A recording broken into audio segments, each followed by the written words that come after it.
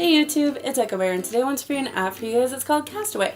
Now before I get into talking about this app and why I like it, let's get through the fun stuff. Serious stuff. Fun stuff after serious stuff now. Okay. Castaway Paradise Town Builder is made by Stolen Couch Games. And the first update that I can find, which was probably fairly soon after the release, was February 17th, 2015. So Castaway essentially is Animal Crossing for your phone, but with a few slight drawbacks.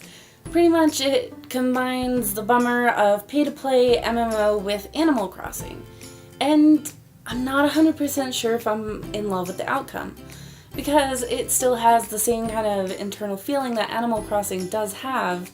And the reason I'm going to make so many references to Animal Crossing is because right in its description, this phone boasts that it's really similar to Animal Crossing for your iPhone.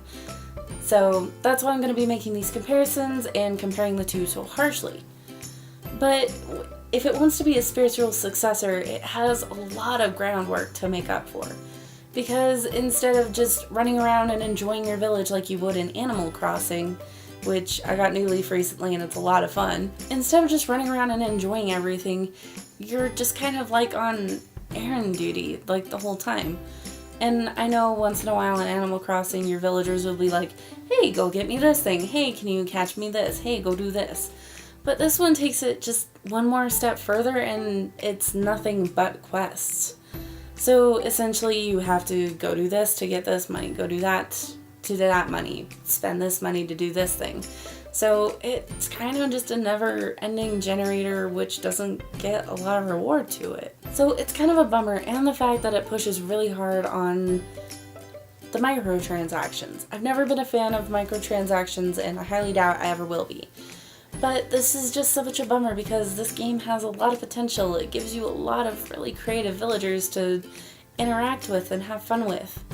But it just feels like your average everyday MMO like quest grinder. It's pretty much you just go in, you go do this thing for that person, this thing for that person, and there's no real interaction with any NPCs beyond that.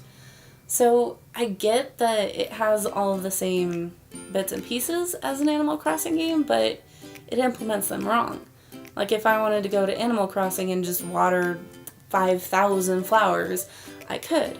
But with Castaway, the drawback is all of your tools have a specific number of uses to them before you have to watch a video to only replace 5 of them. Otherwise you have to go away, leave the game, and let them recharge on their own. Which I've noticed multiple times that even if I do leave them to recharge on their own, they don't, and I just kind of have to deal with watching a bunch of ads to get somewhere that would take me 5 seconds in Animal Crossing. Now that doesn't mean this game isn't fun. For a little while there I didn't have a DS and I had no access to play any Animal Crossing games, but I really wanted to.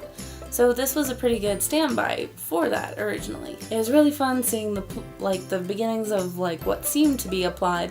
As you get to an island, there's been a storm and now you have to help everybody fix everything. So it gives you a decent cause to work towards, but it gets lost as you start playing.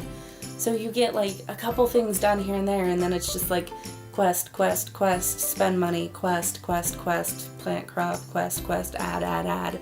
And it just gets really grating and stops being fun after a while. Aesthetically, it's really, really interesting. Everything's like a blocky, kind of cubist looking thing to it, and the sound design with it is also really good. It's really close to being almost a perfect successor for an Animal Crossing game on an Android device. But at the same time, it just falls so flat of what it could be.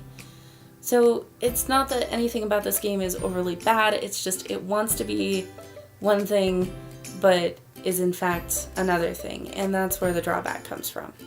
So because of all of that, I'm going to give this app about a 5 out of 10. It is still fun to play, and if you don't have access to any way to play an Animal Crossing game but still want the kind of feel of it, this is a good replacement, but in the long term it just doesn't live up to what it wants to be. So I'll leave the link in the description for you guys to try it, and as always, thank you guys so much for watching. Make sure to like and comment down below, hit subscribe, and I'll see you guys all in the next video. Bye!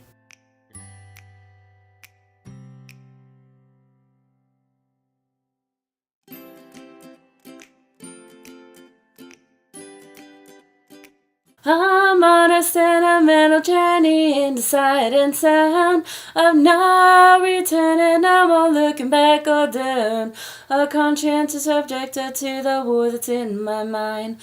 I'm leaving in the lurch and I'm taking back what's mine.